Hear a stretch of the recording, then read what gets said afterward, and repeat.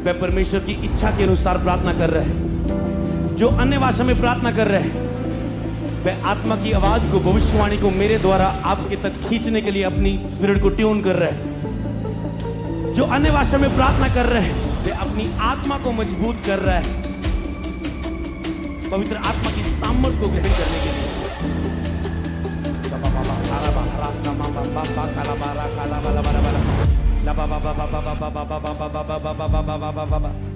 आज अगर कलीसिया में ऐसे लोग जो अन्य भाषा बोलते हैं, अगर वो 10 जने अन्य भाषा बोल रहे हैं, अगले जो उसके साथ 50-60 बंदे बैठे हैं, वो सब जन यही देखते कि ये कर क्या रहे हैं। क्यों? क्योंकि उनको पता ही नहीं कर रहा कि ये क्या कर रहे हैं। इसीलिए संत पौलुस ने शर्त रखी, यदि तुम में अन्य भाषा बोलने वाले ज्यादा हैं तो 2-2 या 3-3 जन बोले, पर एक व्यक्ति उनका अनुवाद करे। हमारी बाहुल रबारी खराबा रक्तम जयाम रक्तम जयाम यीशु के नाम इन सारे भाई बहनों का आशीष की चंगाई के छुटकारे की हम घोषणा करते इसी क्षण के नाम की महिमा इनके जीवन में प्रकट होने का, हर एक व्यक्ति के नाम से चंगे होने का। परंतु यदि अनुवाद करने वाला न हो तो अन्य भाषा बोलने वाला कलीसिया में शांत रहे और अपने मन से और परमेश्वर से बातें करे। किससे बातें करे? क्या लिखा है यहाँ पे? यदि अनुवाद करने वाला न हो तो क्या करे? अन्य भाषा बोलने वाला क्या रहे? शांत रहे परमेश्वर के लोगों। पर आज के पास क्या बोलते हैं? आज के प्रचार के लोग क्या बोलते हैं? जिनको अन्य भाषा आती है सभी जन प्रार्थना करो, अन्य भाषा में बोलो। तो परमेश्वर के लोगों यहाँ पे मना कर रहा है, बोल भी रहा है अभी 2-2 या 3-3 जन बोले। यहाँ पे क्या बोलते हैं? सभी जन जिनको अन्य भाषा में प्रार्थना करना आता है, सभी जन बोले। इनके पास अन्य भाषा है, वो सभी जन प्रार्थना करें। अगर नहीं है तो परमेश्वर आपको आज देगा। तो भाई परमेश्वर के लोगों यहाँ पे लिखा है, खुदाबंद यहोवा का धन्यवाद हो कि एक बार फिर से हमें इस योग्य समझा कि हम प्रभु के वचनों में से कुछ सीखें। और आज हम एक बार फिर से सीखने जा रहे हैं अन्य भाषा के ऊपर कि अन्य भाषा जो पहली ग्रंथियों की कलीसिया में जिस भाषा को उलझन में डाल रखा था, क्या आज कलीसिया भी उलझन में है या नहीं? आज हम इस वचन को चेक करेंगे और हमने इस वीडियो में आपको जो टॉपिक बताने हैं आपने उनको फॉलो करना है। और अगर आपने इससे पहले हमारे वीडियो नहीं देखे, हमारे 3 वीडियो और बने हैं अन्य भाषा के ऊपर, आज ये चौथा भाग है।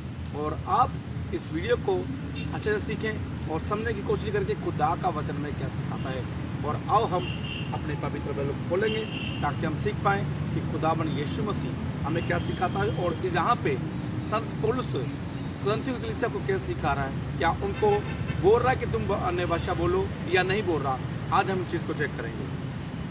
पहला कुरिन्थियों अध्याय 14 वचन 31 से हम स्टार्ट करेंगे।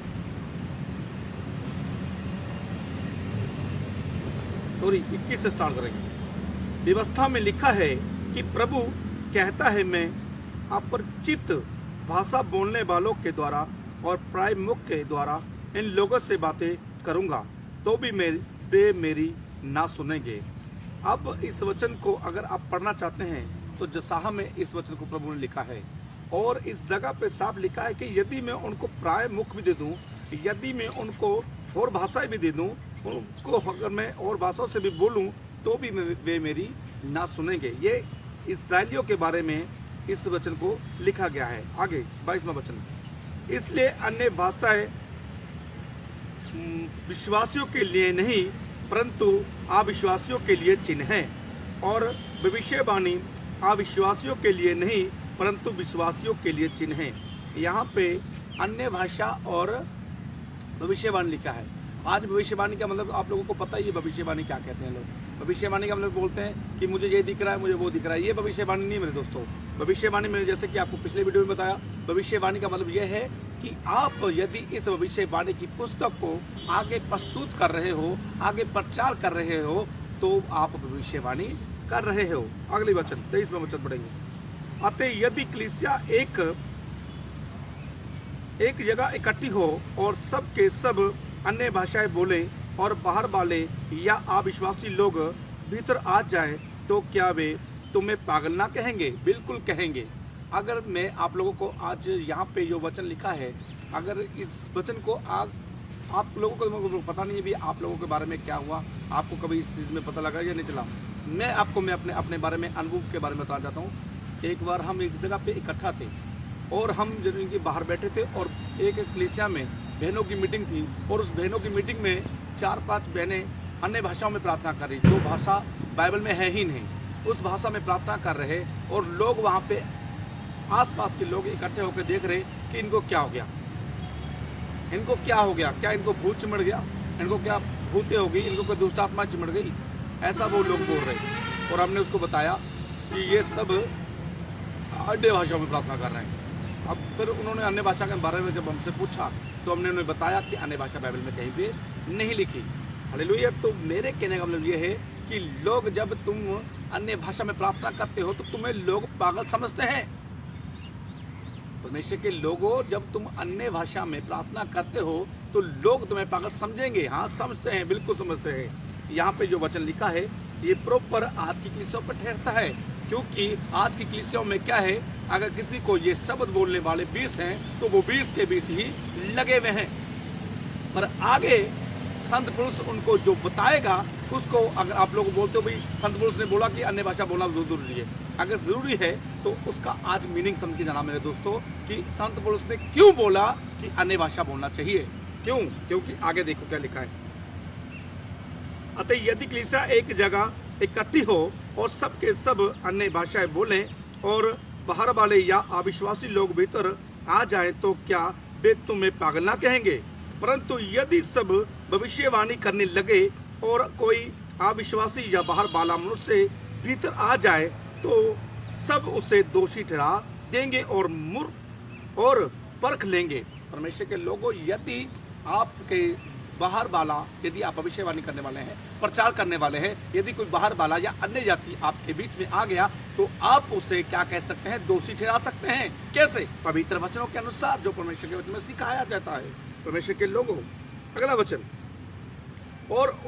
और उनके मन के भेद प्रकट हो जाएंगे और तब वे मुंह के बल गिर कर परमेश्वर को दंडवत करेंगे और मन मान लेंगे कि सचमुच परमेश्वर तुम्हारे बीच में है। कब समझेंगे वो? जब अन्य भाषाएं बोलेंगे तब नहीं।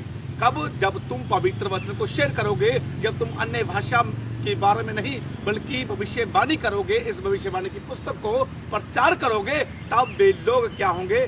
सच में मानेंगे कि परमेश्वर ही तुम्हारे बीच में है। और वो मुंह के बल, जैसे आज लोग किसी के ऊपर हाथ रखते हैं वो तो छाले मार मार कर गिर जाते हैं। कभी इधर गिरा, कोई इधर गिरा, कोई इधर गिरा, कोई इधर गिरा।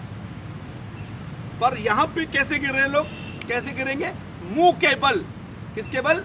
मुंह के बल। पर आज क्या करते हैं लोग? पहले देखते हैं पीछे कोई है, तभी वो क्या करने, गिरने की एक्टिंग करते हैं। परमेश्वर के लोगों, क्या है ये? अपने आप को सोचो, थोड़ा दिमाग लगाओ। क्या ये भाषा है? यहाँ पे भविष्यवाणी अन्य भाषा के बारे में संत पुरुष उनको बोल रहा कि तुम ये बोलो, ये करो। कहाँ पर परमेश्वर के लोगों तुम क्या चीज पढ़ते हो? कौन सी पहले पढ़ते हो तुम लोग? मुझे समझ नहीं आता। अगला 26 में बच्चे पढ़ेंगे हम। इसलिए है भाइयों, क्या करना चाहिए? जब तुम इकट्ठे होते हो तो हर एक के हृदय में भजन या उपदेश या अन्य भाषा या प्रकाश या अन्य भाषा का अर्थ बताना रहता है। सब कुछ आत्मिक उन्नति के लिए होना चाहिए। सब कुछ क्या होना चाहिए? आत्मिक उन्नति के लिए होना चाहिए। आत्मिक उन्नति का मतलब क्या? कि परमेश्वर की बढ़ाई करना चाहिए, आत्माओं को बढ़ाने की उन्नति होना चाहिए। बहुत से लोग हमारी प्रार्थनाओं को सुनकर, हमारे वचनों को सुनकर हमसे हमारे द्वारा बचना चाहिए, तब आत्मिक उन्नति होगी। ये नहीं है कि हम अपनी भविष्य अन्य भाषा बोल रहे हैं, मेरी उन्नति हो रही है, बहुत बढ़िया। मैंने लोगों को, ऐसे लोगों को भी देखा जो अन्य भाषा बोलते हैं पर उनके अंदर कोई भी बदलाव नहीं है। वो अभी तक भी पापों में, उनका अभी तक उद्धार भी नहीं हुआ, फिर भी वो अन्य भाषाएं बोलते हैं। अगला वचन देखेंगे। यदि अन्य भाषा में बातें करनी हो तो या 2 या बहुत हो तो 3 जन बारी बारी ये बोले और एक व्यक्ति अनुवाद करे। अब यहाँ पे संत पुरुष उनको क्या बोल रहा है? अनुमति दे रहा है। उनको बोल रहा है कि बोलो, तुम यार अन्य भाषा बोल रहे हो तो बोलो, बहुत बढ़िया बात है, पर कुछ शर्तें तो सुन लो। यदि आप अन्य भाषाएं बोलते हो उसका शर्त सुन लो कि तुमने क्या करना है। यदि तुम्हारे बीच में ज्यादा लोग हैं तो 2-2 जने क्या करें? अन्य भाषाएं बोलें। अगर उससे भी ज्यादा हैं तो 3-3 व्यक्ति क्या करें? अन्य भाषाएं बोले। पर जान लो, एक जन उसका क्या करे, अनुवाद करे। परमेश्वर के लोगों, एक जन उसका क्या करे, अनुवाद करे। जो वो बोल रहे हैं वो हमें पता तो चलना चाहिए कि भाई ये बोल क्या रहे हैं, हमें प्रार्थना में बोलना क्या चाहिए, क्या बोल रहे हैं, या अच्छा बोल रहे हैं, बुरा बोल रहे हैं, क्या बोल रहे हैं, हमें पता चलना चाहिए, उसका अनुवाद करना चाहिए। आज अगर कलीसिया में ऐसे लोग जो अन्य भाषा बोलते हैं, अगर वो 10 जने अन्य भाषा बोल रहे हैं, अगले जो उनके साथ 50-60 बंदे बैठे हैं, वो सब जन यही देखते कि कर क्या रहे हैं। क्यों? क्योंकि उनको पता ही नहीं चल रहा कि ये क्या कर रहे हैं। इसीलिए संत पौलुस ने शर्त रखी, यदि तुम में अन्य भाषा बोलने वाले ज्यादा हैं तो 2-2 या 3-3 जन बोले, पर एक व्यक्ति उनका अनुवाद करे। ये शर्त बताई संत पौलुस ने, उनके आगे ये शर्त रखी कि यदि तुम अन्य भाषाएं बोलते हो तो ये शर्त सुन लो मेरी, ऐसा करो तो तुम्हारी अन्य भाषा का बोलना बहुत सही है। अगला वचन, स्टेप बाय स्टेप बोल रहा हूं मैं आपको, एक एक चीज अच्छा सिखा रहा हूं। यदि अभी भी आपके समझ में नहीं आएगी तो आप कभी भी कुछ भी समझ नहीं सकते। अगला वचन, परंतु यदि अनुवाद करने वाला ना हो तो अन्य भाषा बोलने वाला कलीसिया में शांत रहे और अपने मन से और परमेश्वर से बातें करे। किससे बातें करे? क्या लिखा है यहाँ पे? यदि अनुवाद करने वाला ना हो तो क्या करे? अन्य भाषा बोलने वाला क्या रहे? शांत रहे परमेश्वर के लोगों। पर आज के पास क्या बोलते हैं? आज के प्रचार के क्या बोलते हैं? जिनको अन्य भाषा आती है सभी जन प्रार्थना करो, अन्य भाषा में बोलो। तो परमेश्वर के लोगों यहाँ पे मना कर रहा है, बोल भी रहा है भी 2-2 या 3-3 जन बोले। यहाँ पे क्या बोलते हैं? सभी जन, जिनको अन्य भाषा में प्रार्थना करना आता है सभी जन बोले। जिनके पास अन्य भाषा है वो सभी जन प्रार्थना करे।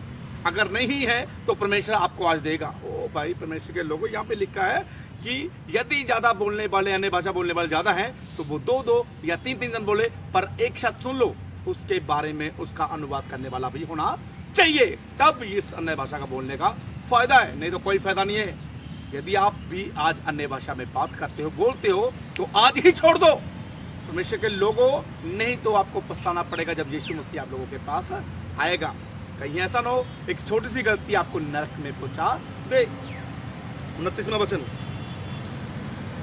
भविष्यवक्ताओं में से 2 या 3 बोले और शेष लोग उनके वचन को सीखें। उनके वचन को क्या करें? परखें। भविष्यवक्ता, यदि आप लोगों के बीच में भविष्यवक्ता ज्यादा हैं तो उनके बीच में क्या करें? 2 या 3 जन बोले और शेष लोग उनके वचनों को परखें, क्या ये सही बोल रहे हैं या गलत बोल रहे हैं। यदि हमें परख ही नहीं, हमें पता ही नहीं चल रहा ये गलत बोल रहे हैं सही बोल रहे हैं, यदि भविष्यवक्ता की हमें बात ही समझ आएगी तो हम परखेंगे क्या? अब ये अन्य भाषा हमें पता ही नहीं चलता भाई क्या बोल रहे हैं, ये क्या नहीं बोल रहे। हमें जब तक हमें समझ नहीं आएगा तो हम आगे को क्या बोलेंगे, उसे गलत बोलेंगे या सही बोलेंगे। आज भी हमारे पास समय है, हमें सुधरने का परमेश्वर मौका दे रहा है। बहुत से लोग बोलते हैं कि आप लोग बोलते हैं यीशु आएगा, यीशु आएगा, आया तो है नहीं, अभी भी नहीं आएगा। पर हमारे प्रभु ने कहा कि मेरा आने का दिन नजदीक है, कहीं ऐसा ना हो कि तुम मार दिए जाओ। हालेलुया। और आपका जो ये पवित्र वचन है, जो आज का ये पवित्र शब्द है, एक स्टेप बाय स्टेप मैं आप लोगों को इसलिए सिखा रहा हूँ ताकि आप अच्छे से समझ जाओ कि प्रभु का वचन संत पौलुस करंथियों को कलीसिया से क्या बातें कहना चाहता है। वो उनको अनुमति दे रहा है बोलो या नहीं बोल रहा बोलो। आज हमें यही समझने की जरूरत है। हालेलुया। अगला वचन, परंतु यदि दूसरे पर जो बैठा है कुछ ईश्वरीय प्रकाश हो तो पहला चुप रहे, चुप हो जाए। कौन चुप हो जाए? यदि ऐसा कोई व्यक्ति हो जिसके ऊपर परमेश्वर का कोई प्रकाश किसी के ऊपर आने वाला है या आ चुका है, तो दूसरा जो बोल रहा है वो चुप हो जाए। परमेश्वर के लोगों, परमेश्वर का प्रकाश यदि आप लोगों के ऊपर आता है तो आप लोग क्या करें? परमेश्वर के प्रकाश को बताएं। पर जो ये अन्य भाषा आप बोल रहे हैं या बोलते हैं या बोलने की कोशिश करते हैं, आज से क्या कर दो? बंद कर दो। क्योंकि प्रभु परमेश्वर यीशु मसीह जिस भाषा में आप बातें करना चाहते हो, जिस भाषा में आप बात करते हैं, आपको उसी भाषा में प्रभु आपकी प्रार्थना को सुनता है। क्योंकि वचन में साफ लिखा है, मत्ती अध्याय 18 वचन 20 में, यहाँ पर 2 या 3 जन मेरे नाम से इकट्ठा होते हैं, मैं उनके बीच में हाजिर हूँ। वहाँ पे ये नहीं लिखा पहले तुम अन्य भाषा में प्रार्थना करोगे इकट्ठा होकर, फिर मैं तुम्हारे पास आऊंगा, फिर मैं तुम्हारी भाषा को समझूंगा। नहीं मेरे दोस्तों, वहाँ पे साफ लिखा है कि यहाँ पे 2 या 3 जन मेरे नाम से इकट्ठा होंगे, मैं उनके बीच में हाजिर हूँ। के लोगों, परमेश्वर हर समय आपके साथ है, वो हर समय आपको देखता है, वो हर समय आपसे बातें करता है। ये कोई मैन टॉपिक नहीं है, ये कोई मैन नोटिवेशन नहीं है कि आप अन्य भाषा में प्रार्थना करोगे तभी परमेश्वर आपकी सुनेगा। बिल्कुल भी ये वचन नहीं है। अगर आप लोगों ने एलिया की कहानी को पढ़ा होगा, शायद बहुत से लोगों ने पढ़ा होगा, बहुत से लोग पढ़ लेना वचन में, वहाँ पे लिखा है एलिया एक जगह और उसकी दूसरी तरफ 450 देवता के पुजारी थे, और 450 देवता के पुजारियों को एलिया ने बोला, यदि तुम्हारा देवता सच्चा है तो एक वेदी बनाओ, उस वेदी के ऊपर अपनी बलि रखो, पर आग मत लगाना। यदि तुम्हारा देवता सच्चा है, यदि वो सच में है, तो इस वेदी को भस्म कर दे, यदि नहीं तो मैं अपनी तरफ से प्रार्थना करूंगा। उन्होंने सुबह से लेकर दोपहर के 3 बजे तक उन्होंने उस कार्यक्रम को किया, पर कुछ भी नहीं हुआ। और पर जब एलिया की बारी आई तो एलिया ने उस वेदी को पानी से भरा, ताकि लोगों को ये ना लगे कि ये अपने आप हो गया। इसलिए एलिया ने क्या किया, पहले उस वेदी को पानी से भरा, गीला किया, और फिर एलिया ने एक प्रार्थना की। उस जगह पे कोई अन्य भाषा में प्रार्थना नहीं की। एलिया ने प्रार्थना की, हे अब्राहम, इसहाक अते याकूब के परमेश्वर, आज पता चल जाए कि तू ही परमेश्वर है। उसने इस 2 मिनट की प्रार्थना को किया, तभी परमेश्वर ने आग बरसाकर उस वेदी को बलि समेत भस्म कर दिया। परमेश्वर हमारी प्रार्थना को सुनता है, पर कब सुनता है?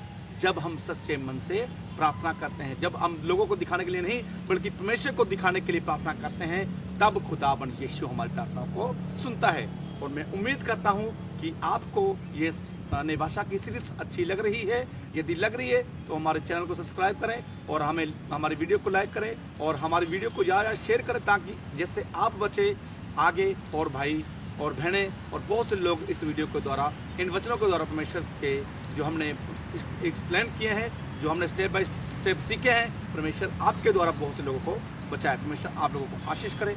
आमीन।